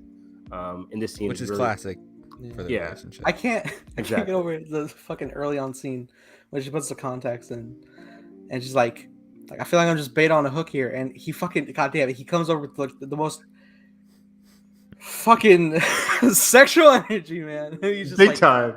Look at the man. Look at me. And they're just like so locked in. And I'm just like, whoa. And she's like, he's like, looks good. It's like, fuck, man, come on. You knew what you were doing. Oh man, but then later on, when they're just fucking again, like back to the point by the end of the movie when you just fucking lean in. It's literally eye fucking the entire movie, dude. I need to see this movie again. Masterclass. Is this are we back to the finger touch from Last Jedi? Basically. It's steamy. Yeah, I mean, that first scene where it ended with them that kissing, it's one of my favorite. It's also one of my favorite scenes of the movie. We're just going back and forth on like, who are you under that mask, and revealing more about themselves. And they're still on that stage of like they don't know who each other are, and then it ends with them kissing, and it's like, oh, I love that. And then they kiss again, and it's just, I'm sorry to jump ahead a lot, but do you guys think Selena's going to be in the second movie? Because I need her to be in everything Batman. I think she'll come to the second movie. I think we might have a bit of a skip in time. Actually, I think probably we're going to see the what Gotham's next stages are in the show coming. Oh, good point. Yeah, in the. Yeah, both shows, right? Be a Penguin and the police procedural. Mm-hmm. They're separate shows. Yeah, I think so. Shows. I think so. Okay, so yeah, I can definitely see that. You know, seeing the side of like Gordon trying to get things going, and then also Penguin, you know, rising more to power, and because it's a power vacuum right now. Mm-hmm. I mean, if you get someone with Penguin in terms of, I know, right? If you get someone Penguin along the lines of Peacemaker in terms of these DC productions on HBO Max, like, yes, please. But yeah, Selena and Bruce, we didn't really talk about it that much, but that first scene with them where he's like her eyes, she's his eyes. She's his eyes. Just in terms of sound design again, great. Like, you don't really hear that much. Like in spy movies, you always get the person in somebody's ear, but this one, the sound design just felt so good. It was like he was walking with her. Yeah, I love to, like, even the Riddler interrogation scene. Depending on what side of the glass the camera's on, it switches audio based on the other person hearing it. Yeah, which is cool. Man, it's so well done. I love I love the moment like when they have, was it Kenzie tied up, and Bruce has that line of like, don't throw your life away, and she says, don't worry honey, I got 9 of them. Yeah, Like, and jumps off. I was like, fuck. Kicks him and jumps off like, oh fuck, and then he's going right after, and the way he hooks, he's fucking wall running, fucking Adam West motherfucker. And can we talk about when he fucking escapes jail? I want to talk about wing that. glides. It's so cool. That whole jail sequence was amazing. Because when it goes from the jump, when he's just like, I get him to cooperate, and he's like, I'm never gonna they're never gonna let me walk. That whole out of scene here. is classic Gordon. And he's just like mugging the whole time he's just like, you punch me in the face. Definitely right, guys. So good. Oh, so good. And then there's talking, and it's like, fucking, who's the mustache with the broken nose? Who wrote this noir? Dude, and then he like gets the key and just sprints, and he's bam. He runs close. We saw that grappling shot in the trailer. Yeah, but seeing the full thing, I'm like, this is the coolest shot I've ever seen in my life. It's so good because the tension's great because he's running, and then just both hallways are just flooding with cops. And dude, he goes up like 5 levels. He does, and it takes a second for it to come out. And like at the very last second, he starts elevating as soon as they're about to grab him. And they unload on him too. I'm like, oh shit! They unload, and I'm just like, you're gonna hit somebody. You're gonna hit a secretary or something. I just remember people like back on YouTube were just like, it's just a Quarter Owl's mask. Where is he? Oh god. Yeah, on the stairs or whatever. Like yeah. But yeah, he's fucking accelerating up, and he gets to the top. He's going through. He's running. He hops on the top. He's like, oh shit. Yeah, it was like that bit too. Inexperienced Batman of like, oh fuck, I'm like kind of. And then just like, I can't explain the gadgety, but it's amazing. He just fucking, the morph suits just locks on, and he just gets ready, and the fucking POV, man, it's so you can tell good. this is like his first time too. Yeah, right? using it, of course. Or at least he's very new. He probably was he's back like, in trial. He's never had to properly use it, I'd say. Yeah. And this isn't the fucking cape gliding, man. This is just like this is an escape. He tries to land on the truck, which is so funny. Oh, best gag in the movie. We need more superheroes fucking up. Yeah. I thought it was gonna be like, because in Batman Begins, you remember after Bruce gets poisoned by Scarecrow, and then he's like, he gets to the top of the roof. Alfred. I thought he was gonna call Alfred, like the classic, like, oh, Alfred's gotta get in the fucking field. Like, but then he just like stumbles home somehow. But it was funny. I mean the whole thing, like he ended up losing his cape entirely in that. Yeah. But yeah, I wasn't sure how it was gonna stop. I thought he was maybe just gonna like close up and he'll have to combat roll, but no, he fucking parachutes, latches, fumbles, fucking hits the cans. He's rolling fast, dude. Yeah. Yeah. Oh. He just limps away like, okay, moving on. My back, my leg. And even there, when you can tell they were like use like a CG body, like it still looks so good when you like rolled and then it finally I couldn't stopped. tell, man. I couldn't maybe tell it was either. a stunt. Same with the whole penguin race thing. It's like it feels so brutal, and like you can feel how much pain they both get into. Yep. So good. Yeah, the whole gas was really great. I mean, I didn't know his emblem detached to a fucking battery. Yeah, that was awesome. That was cool. Magnetizes great. I like later on, Alfred, like, you could have pulled your punch. Like, I did. He's like, well, fuck. Oh, their relationship is the best. The power. Yeah, I was cool. I thought it was awesome that this movie actually became, sort of a buddy cop movie in that respect. And Gordon was in the movie a lot more than I thought he was going to be, which I was a really welcome thing. I was happy about it. It was like good cop, batshit cop. I love them together. They just had great chemistry, great back and forth. Even from the very first scene where they're all staring at him and he's like really the only one liking him. But then by the end of the movie, we get that one cop when he's investigating again the Riddler's hideout, and the cop's like, "What are you doing here?" Yeah, and I think he Bruce just looks back at him. He's probably like, watching. That shit was so funny. He's like, yeah, my uncle's a carpet man. And Bruce just looks at him. He's like, of course, call it a puller, or I don't even know. Yeah, a tucker. A tucker. But like, oh shit, yeah. But before that was the interrogation scene in and of itself. Oh yeah. It's just like, yeah, because they're at hold on, because they're at the crime scene there, and they're the takedown of the Riddler, because he snipes Falcone when he's in the light. Under light, yeah. And he just slowly steps away, and everyone's trying to raid. He ain't there, and just like, we got a report of a lady say he went down the fire escape. He's sitting alone at the bar right now, and they're just moving in slowly, covertly. And goddamn it, he's fucking making that goddamn trailer question mark that I've seen. I gotta get it right. Come on, they're right outside. more phone. Come on, wait. Oh shit, it's a fucking queue. It's not finished yet. This wasn't part of the plan. You're fraud. You're fraud, Spider-Man. Paul, wrong movie. But yeah, I like this one a lot. The guy, he comes in and he's just like, it's a cocky motherfucker. He's just like, I just ordered pumpkin pie. Right off the bat, I just love Paul Dano's performance. Like, it's similar to Bruce. Like, you get the ordinary Edward Nygma guy, but then you get his Riddler voice that he uses on stream. Yeah, like they're all God, they're pinning him down, and it opened his wallet. It's like, which one's you? You tell me. Yeah, like having a blast. Like those little goofy bits that shine through, and then like, oh, you haven't figured it out. No. His voice is so good. Really not as smart as I thought.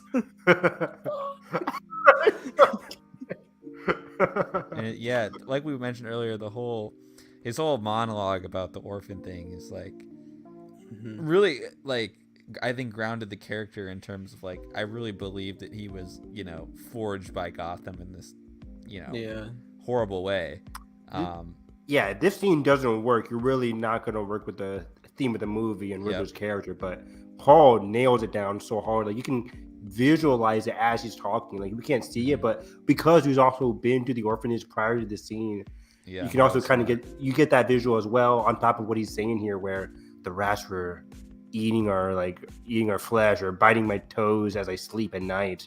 You get this kind of like fingers is what you wake up to. Like, you get this congested, disgusting, dark, ominous feeling from it, and you can kind of you feel claustrophobic because you're in the fucking cell. It's like and you kind of understand what he's saying too.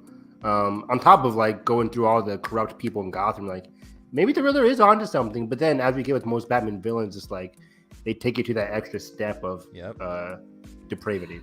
Even like the setup, because first they do raid his room and they're investigating, and fucking Gordon gets the call and he's just like, Riddler's asking for you, and Bruce is like looking at like all the posters posted up, and he can figure it out that like he probably knows who he is, and he's like, I think it's all coming to an end. What is the Batman? Like, it's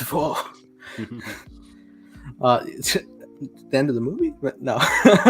But yeah, Batman movies are known for their interrogation scene. Like, The Dark Knight had one of the best interrogation scenes of all time, but this one, for different reasons, like this wasn't like a back and forth that gets it later on, but just the duality between these two people who are more alike than they think. At least, unfortunately for Bruce, he's like, wait, this guy is following my creed here. Yeah, he's breaking down the whole mask thing. God damn it, the way he's just saying like, I can be myself, like without remorse, and like I know.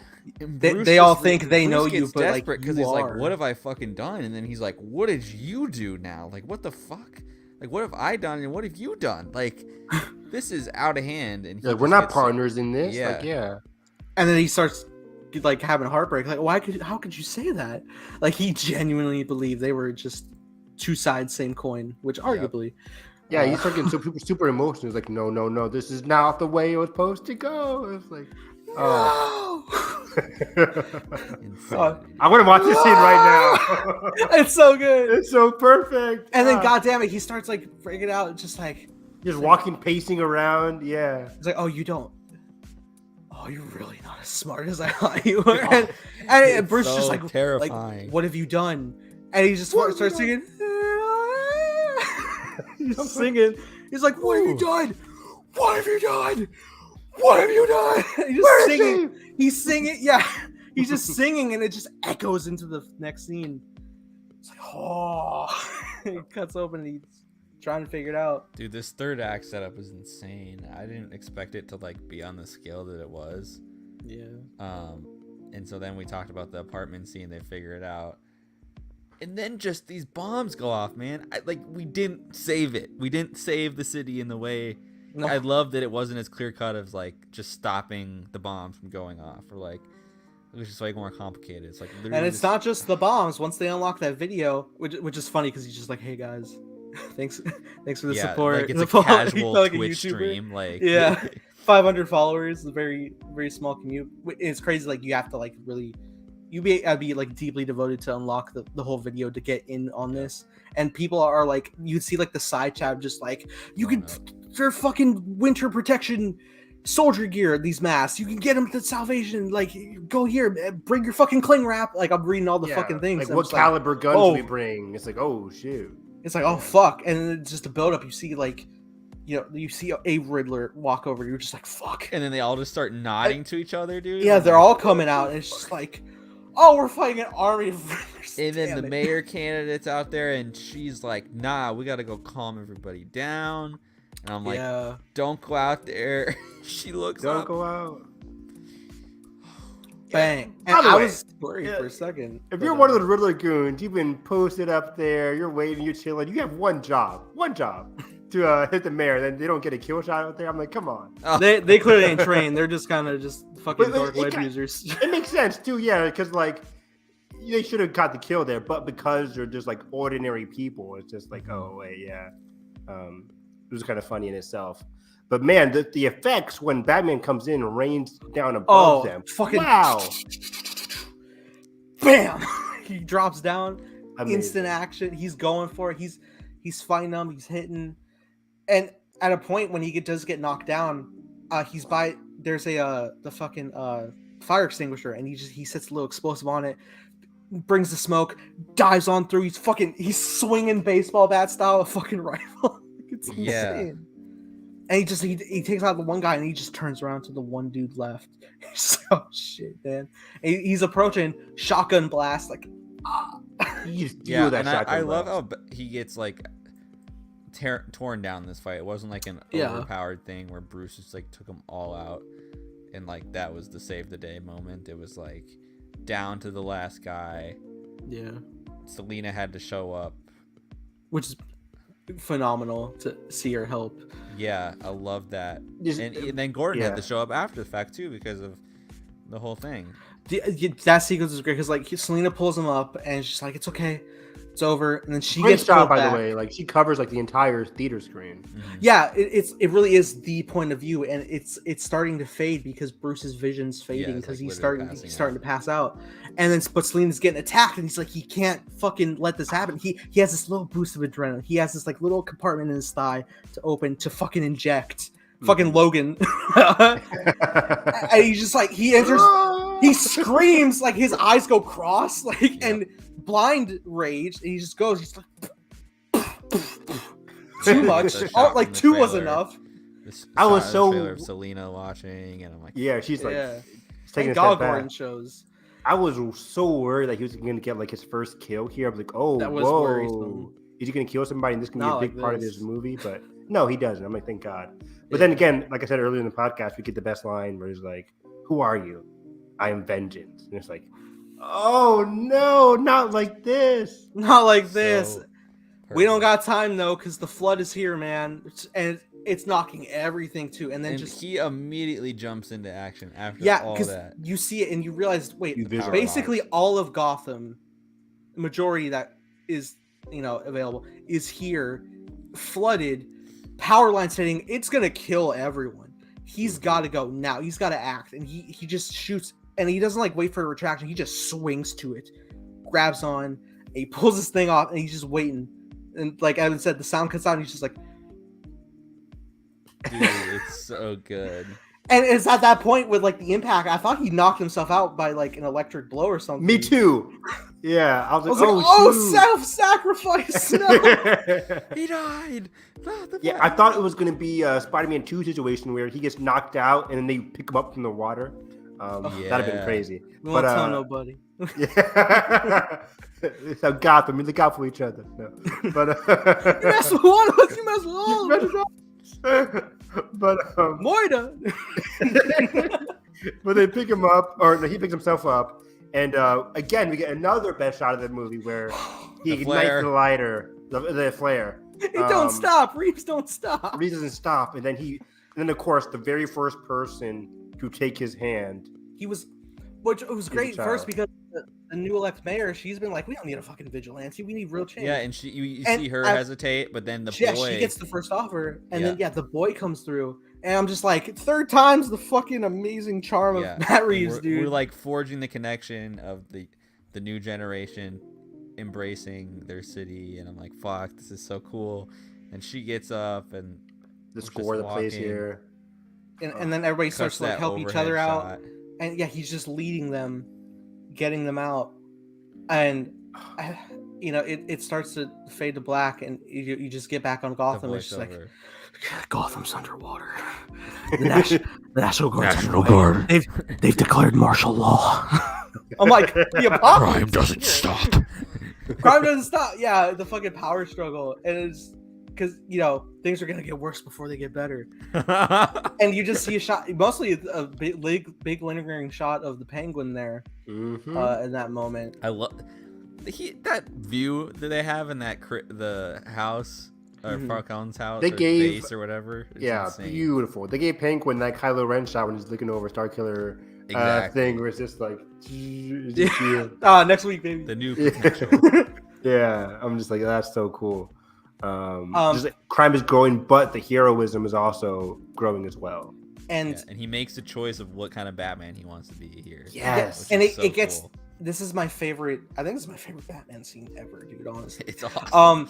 Because obviously, like normally you would think Batman's just like, all right, back to crime. Got to get out of here because everyone's here. But he's like, no, he's helping everybody. He's carrying someone down, and this is my favorite thing. He's carrying her down onto the stretcher, and she freaks out. She's like, don't leave, please. It like grabs him, leave, but he's so reassuring and calm with it.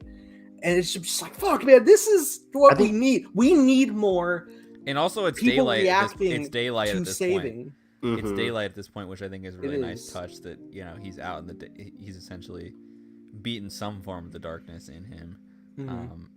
Good point. Not all of it, which I think is cool. Yeah, I didn't think about that comparison. That's a great shot. Yeah, because I was like, oh shit, the sun's coming up. I didn't even realize he's still out saving people until it was on the rooftop thing, and I'm like, oh, it's like literally light out. At first I was like, wait, is this a different day? And I'm like, no, it's just morning. He just hasn't stopped. Yeah. And he said it was November 6th. So this all happened in 1 week. In 1 week. Yeah, this movie takes over the place in 1 week. I didn't realize that. Not the longest Halloween, but yeah, one long Halloween. Yeah. There was some a few bits with the long Halloween story. I mean, we started on Halloween, and I was like, shit, are we doing this holidays? But no, they actually because they did they even referenced the thing of how Bruce's dad saved Falcone from a gunshot.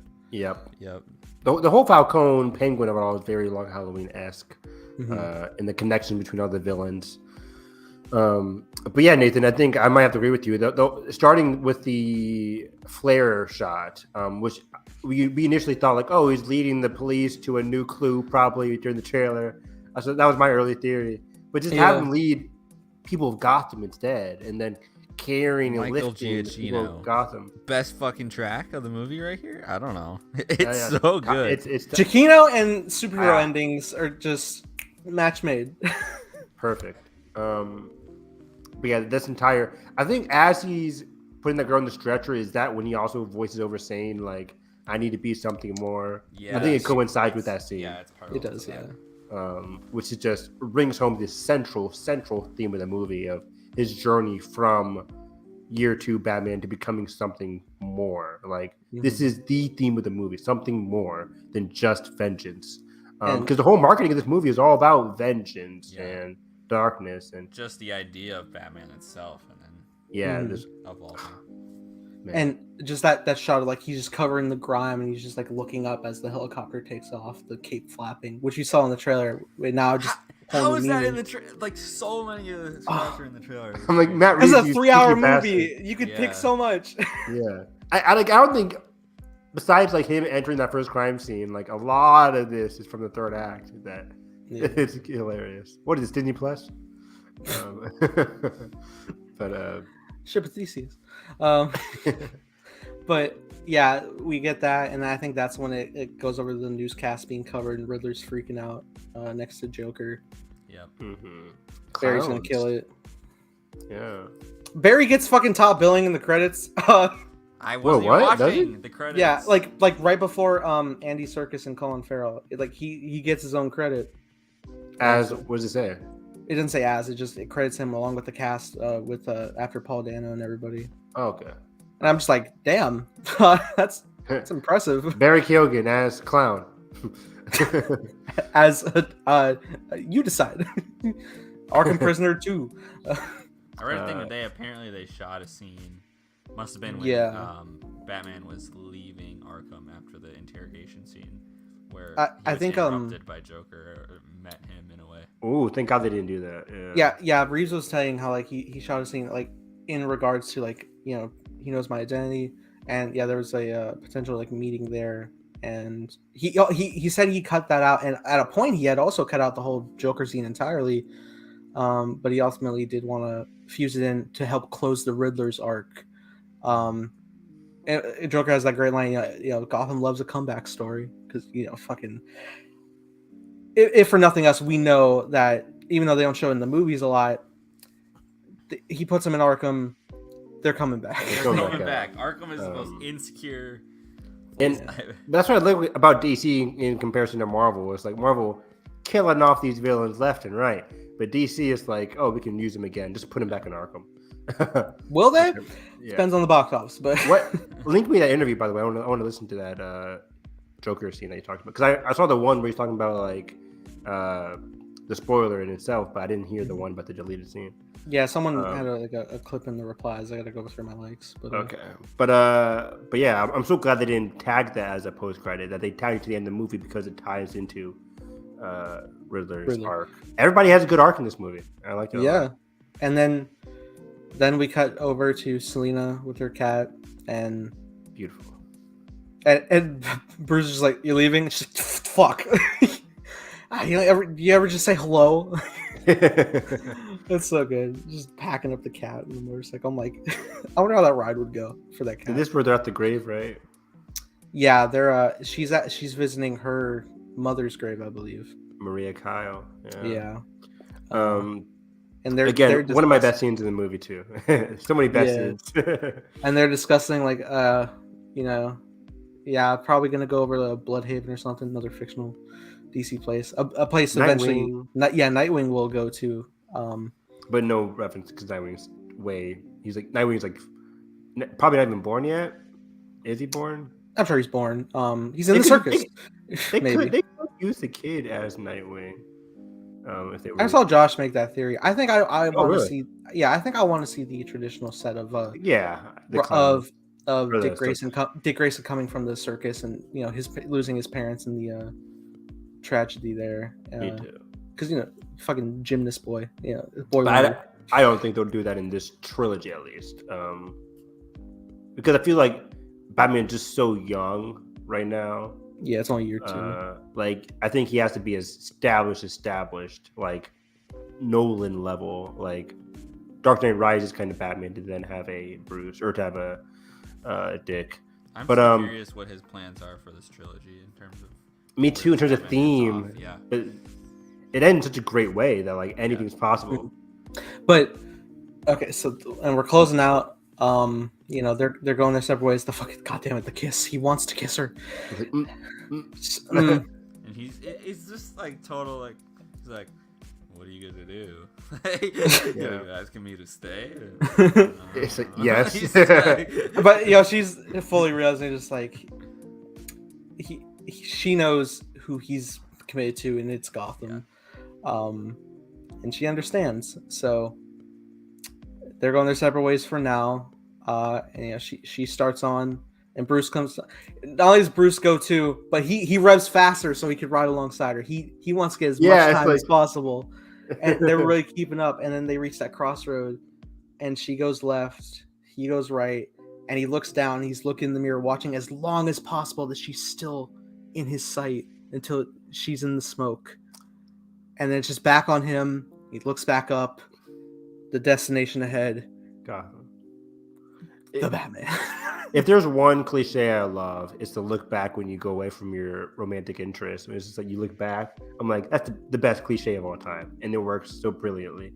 It does. Here. But yeah, they go through their crossroads, like Avatar, crossroads of destiny. They go through their destiny, and his destiny is to Gotham, to the city, and that's who he's meant to be with. Man, everybody just had perfect character dynamics in this movie. Him and Selena. Right now. I'm gonna go. Me too. Again. Especially that interrogation scene. As we're talking about it, I'm like, that interrogation scene is so good. It's great. Everything in this movie, like Bruce's relationship to Selena, to Alfred, to Gordon, it just works on so many levels, and the movie has so many layers to it that unravels in such a seamless way. Because that's the balance you got to get with these crime thrillers, man. Because crime thrillers are so dense, but you also want to hook your audience, but you don't want to confuse them too much. But this movie did it so perfectly, where it's like even a young person could kind of understand where everything's going. It's not super confusing at all. And it reveals, it's much more of a crime thriller that reveals a lot about the characters, which again goes back to Seven, where the crime leads back to who these characters are as people. It reflects who the detectives are and who the people in the position to power are. It's just so perfect. I keep saying that, but it is. This movie is perfect. 5 out of 5. Does any wonder AMC app has it labeled as an artisan film? It is no coincidence. It is artisan. Yeah, I'm shocked people are giving this like a. I hate talking about other people's reviews, but below like a fresh rating. I'm for me, it's so like, it's so funny that they're like, oh, there's just no humor, and it's I'm just like, there's no levity, and I'm just like, it's Batman. Like, that's who he is, bruv. And also, again, just to counter their point, this movie's fucking funny a lot of the time. I thought of 7 separate points that I've laughed. You could have pulled your punches. He's wearing gloves. Got a lot of cats. It had like creepy funny too. Like John Turturro's character Falcone was like eerily funny. Penguin was like eerily funny in a way. Moira. This is a new one we have here. But yeah, man. I walked out of the theater talking to my brother about it, saying this had everything I love about movies. My favorite genre being the crime thriller. One of my other favorite genres being just a superhero comic book genre in of itself. And just being an all-around great movie experience even from the technical side. The score elevates every single beat of this movie. Production design, sound design, cinematography. There's a quote I retweeted that said like this movie followed in Dune's footsteps in terms of like having great cinematography and just technically across the board masterclass, which is just fantastic. I hope honestly by this time next year that it does at least get some technical category awards. Because, it fucking deserves it. If this movie came out in November, I'd be more sure of it. But yeah, hopefully still regardless that it gets at least best sound. Yeah. Because they combine editing and mixing. But yeah, best sound, cinematography, please. There's so many great movies coming out this year that have stiff competition in 2022, man. Yeah. We have Nope coming Batman out. did not come to play, so. Yeah. I mean, and it goes back to the heart of this movie, Robert Pattinson, a person that I never, it's kind of hard to fathom what I was thinking when they were casting, but. Which makes it all the more exciting that he delivered, I feel like. Yeah. And as soon as he got cast, I'm like, oh, okay, we'll see where this goes. I haven't seen. That's when I started rewatching more of his, not rewatching, but seeing for the first time, Good Time. Yep. Was he in that movie Life? It was a movie in space I did not like. But, High Life. That's the Gyllenhaal movie, isn't it? No, Life is Jake Gyllenhaal. High Life is Robert Pattinson, which I did not like, but he was great in it. The Lighthouse. I started watching this stuff. I'm like, oh wait, I can definitely see what Reeves saw in him. I think in one thing Stuckman mentioned in his review that I thought was actually really a really good observation was this is probably the movie with the least amount of dialogue from Batman / Bruce. Yeah, I think it delivers one of the most emotional performances, which is really tough to balance too. Like, we've talked a lot about on this show of like, some of these shows like where the mask thing like works against it, and like Mandalorian, we talk about like I wish that we could emote in this way, and he's in the suit a large portion of the time. Yeah, and he gets there's so much that he just communicates through his eyes, through his physicality, and all of his entrances, and his different things, how he fights. So I think that this movie's his performance is great in part to the physicality and like that sort of acting, which I was actually really surprised by, because people was like, oh, he's not strong enough to be Batman, like, and then he just blows it away in terms of a physical performance, which just proves everybody wrong. Great screen presence overall. Yeah, for sure. It made me want to fucking pick up a camera and make a movie. God damn it, that's the best. It does. Yeah. Like The best thing. It's one of those experiences as I'm leaving where it transcends the comic book genre. Like, I had the same experience as I left Logan for the first time, where I'm just like, I take a breath and I'm like, that was an experience. Like, this is up there for Logan for me automatically. Yeah. Logan, one of my favorite movies of all time. Spider-Verse as well, where it's just like, whoa, this is beyond a comic book movie. This is great cinema in general. Take that, Scorsese. I'm just kidding. Man, I was, in terms of filmmaking, I was watching the movie, and there's a couple of shots where, like, when we're in the Batcave, and he shoots a lot of different points of view of like workbenches and like wrenches and like bicycle chains and stuff just like laid out, and I'm just sitting here like, man, when you're composing like a movie, like, is it tedious to just compose a shot like that, to just be like, all right, I got out here, set up, Yeah. right, I got it next, like, just the tiniest bit of a shot, it's gonna be on frame for like a second or two, but you need it. Yeah, they go all out for that. His whole Batcave felt so experimental. Where it's just like, it felt so new. It wasn't polished. It's small. It's Yeah. I mean, it feels like big, like when he enters, and I love the path to it, like how far he has to go. He has to like ride through all these different underways. He has to literally ride down a pair of stairs on his motorbike and go down this dark tunnel. It's unlike Nolan, where it's very this sweeping waterfall we're going through. It's this very grand experience. This is like grungy, and I think it matched it so well for this part of the story. Yeah, and he comes right in, and it's just like he's got a few computers, a TV. He's got a little prop up for the Batmobile so that he can work on. There's an elevator. That's it. Bats. That's it. He'll probably build out more, of course, but for now, here's what we got. I mean, I'm still impressed by the fucking the contact lenses and the reader of it that transfers. So That freaking shit, cool. fucking USB So port cool. for the fucking eyeball. Literally, there's a little like sleeve cover that, and kind of he had like this like little bit of the riddle that is like rotate and it prints. And I'm like, how the fuck did you analog this out? Square. Speaking of the USB, one of my favorite jokes in the movie is when they're in the Thumb drive. car park. Drive. You're like, what are you looking for? It's like, drive. Oh, this guy's hilarious. and And then and it fucking says that later when it's like he flips open the thumb drive. He's like, uses. He's like, come on. It's so good. So, were you guys able to guess a lot of the riddles? Because some of them I've actually like heard before, and I was like, "There's no way Riddler's just using service level." Like he lies still listen to the book. I got the lies still. I got I got that one too. In the light, I knew it. No. I love him. I I couldn't got get the Joker one. The Joker riddle, the friend. That one was good. I got the friend one. I got the What was that one? How did it phrase? Where it was what? Fuck, it was a tweet I put out. It was the less you have, the more they're worth. Yeah. Oh yeah, I did not get that. I got the one that was like whatever where the answer was justice. The Oh. What's messy and something. I can't remember. Yeah. But so you're saying you should be the next Batman, Nathan and Carson? Well, I couldn't get 2 or 3 of that riddle, so the man would have blew up anyway. Sorry, buddy. I felt so bad, like right at the beginning when he's just like, "Could you repeat that?" I was like, "Oh no, he's gone." 10,000. I don't know. Let's tell that. Who'd you bribe? He didn't ask me that. Next question.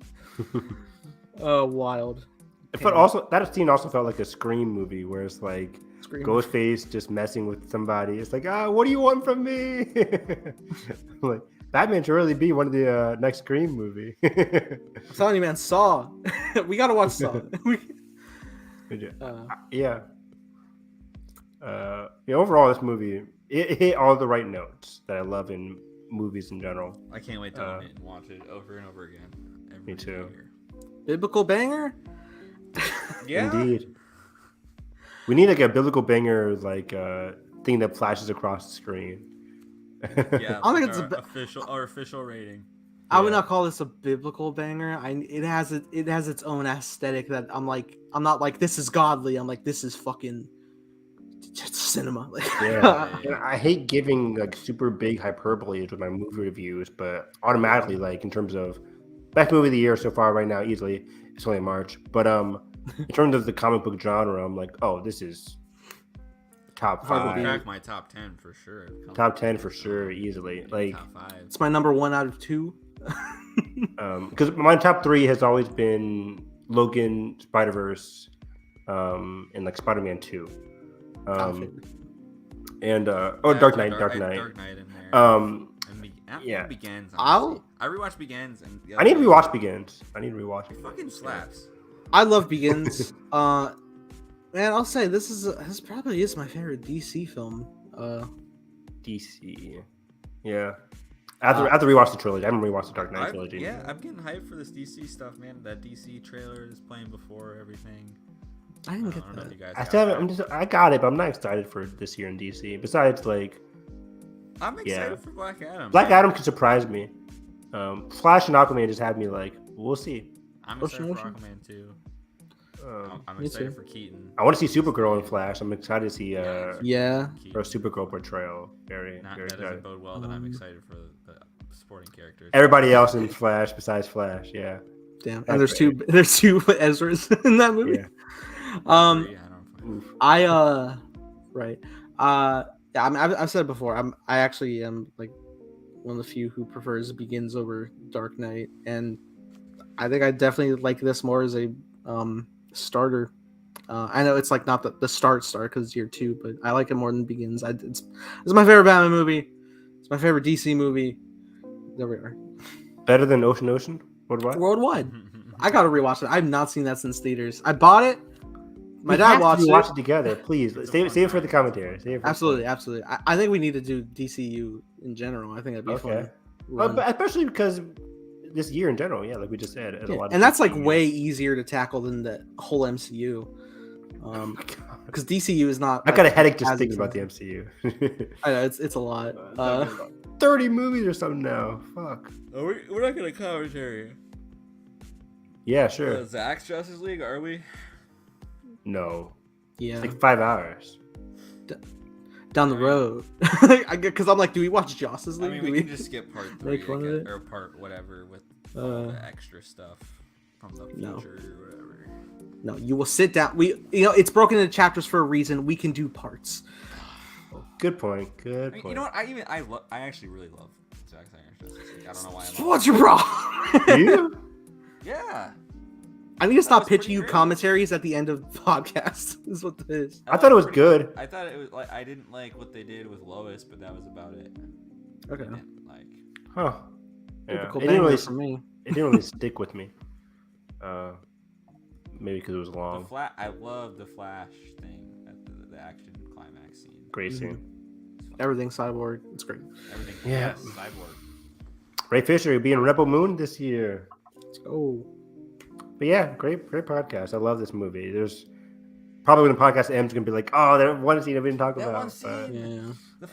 Okay, where was the muzzle flash hallway fight? Where was we had that? That was when Selena went to go kill Falcone. He cut the power. Yes. Yes. He was running through. Okay, because I was like trying to line it up in my head. I'm like, where the fuck was that? I just liked.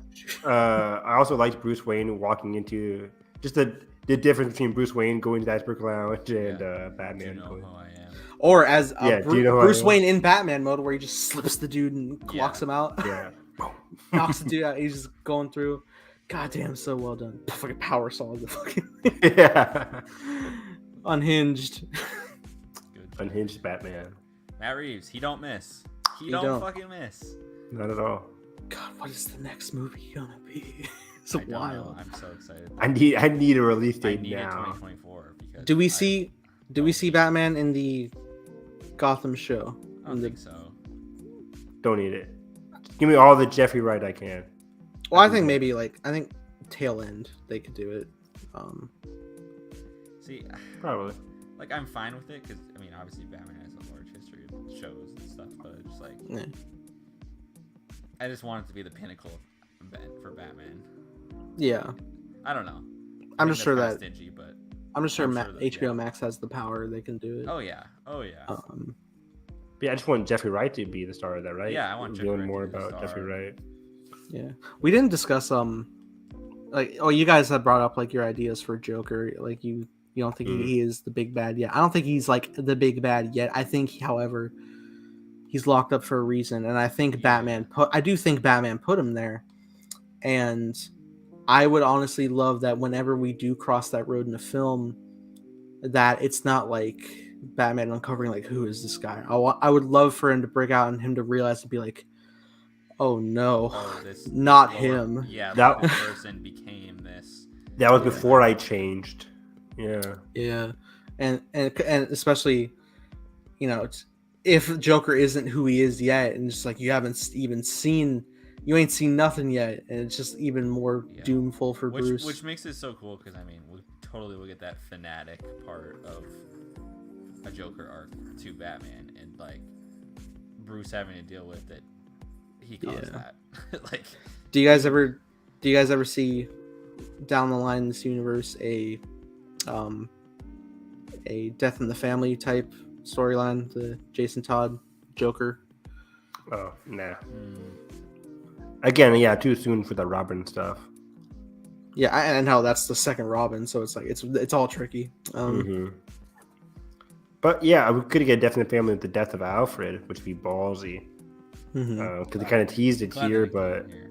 if they kill Alfred at the end of this trilogy, Tears in the Rain. Oh. That would kill me. That would be a big twist in the mythos. But yeah, going forward, I hope we just get more Selena because she stole every movie or every scene she was in. Give her a movie. Fuck it. Please, yeah, give her an HBO show. Yes. Go watch Kimmy if you haven't on HBO Max. Need to. Great movie. God, it's just the trailer's burned in my brain. Kimmy, I'm here. Yeah, I never saw the trailer. That's when I first got my attention. It popped up on YouTube. I'm like, is this Zoe Kravitz with blue hair? And then it played, and I'm like, what is this? So I gotta check it out. But yeah, I gotta go to bed. I work in the morning. This was great, man. Cinema. What more need be said? Evan, where can they find you?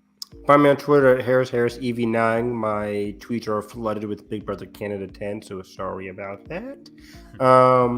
Survivor starts next Wednesday. I gotta watch the Amazing Race finale. Top Chef started last night, so I got a lot of TV to catch up on. 86 starts tomorrow again. It's a recap episode, so I'm excited for that. I'm reading I'm playing Horizon Zero Dawn, and that is a very fun game. Speaking of Horizon, I'm also reading Midnight Horizon on Star Wars: The High Republic, which is very fun. Tweeting about that. Thank you, Daniel Jose Order. I want to see Batman tomorrow, but I'm just so physically drained that I just might stay home tomorrow. Sure. There's that movie Fresh on Hulu that I might watch. Oh yeah, I need to watch Fresh. Yeah, overall, I love this movie. Like I said 1,000 times, this has everything I love in movies. Great romance, sexual tension, crime thriller, performances, character work, Moida. everything. Moida. Great stuff. So yeah, catch me on Twitter. Carson. Yeah, catch me trying to see the Batman again tomorrow. I think I'm gonna Try to do that. Busy weekend. I don't know, doing homework, and I don't know what else I'm gonna do. Hopefully, get outside and touch some grass, cause I need that too. Need some fresh air. Yeah, that's about it though. Over on my Twitter account at the Film Carson, tweeting hopefully about. I want to do a Letterboxd review after my second viewing. I haven't done it yet for my. I just logged it, you know. I didn't let the people know that there's a review. Watch it be like 2 sentences. Be like, Riddler, haha. One sentence. You really know. I always go back and forth. I'm like, do I want to do a joke review or do I want to do a review? It depends on my motivation in the moment. I'll just log it. Matt Reeves don't miss. Yeah. Send. Done. I initially wrote a little something because I was mainly it was about the last scene because I was like, God damn it. The bat, the cat, the picture. And then I removed it, and I woke up at like 4 a.m. I just turned over and I was like, and I unloaded. I was like, this is when you know. When I explicitly state it made me want to pick up a camera. You know, it is a perfect film. That's for me. Log that. I really like my Letterboxd review. Go check that out. It sums up my whole thoughts. I love it. I'm obsessed. Batman on the brain. I had so many fucking tweets today all about the Batman. I can't stop. I gotta see it again. Won't stop. I'm gonna be at work and I'm gonna be like, who are you under there? Someone's gonna ask you questions. You're like, you got one pack of muffins? I got 3. Me and Batman quotes. This grocery store's powder keg. My schedule's the match. Brutal. Nathan just speaks and score. Dun dun dun dun. Dun? Yeah, I'm pushing the carts because I'm online shopping. I'm just fucking. Just starts drifting with the fucking cart like it's a Batmobile. Oh yeah, I fucking drift, and then the person's car just.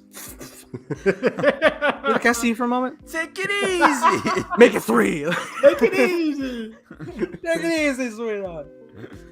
Oh my god. Oh, Colin. Great. Oh, go see After Yang. Yeah, if it's in fucking theaters. playing by you. If it's playing by you, yeah. Oh my god. You got a runner. He just hid under his toy, got scared that it was on his head, and then ran away. Unbelievable. Take it easy, sweetheart. On that point, my cat, Selena, namesake, featured in this film. We should have started with that. Wonderful. She hopped up for a brief second. Petted her. It was nice. But yeah, man. Wonderful. I literally came home and I was just like, man, I'm talking to her is all I have. I'm like, man, it was so good. You were great. You were great. I was like, she's in it. She was awesome. And Selena's like, meow. And like, yes, I'll get you water. She don't care. But yeah. That being said, guys, if you enjoyed our podcast, make sure to like button, subscribe, and already. That being said, hope you have a great day. I have no bad pun. Fuck. It's not May a the signal, Batman be it's a with warning. you. Go Was it? subscribe or else.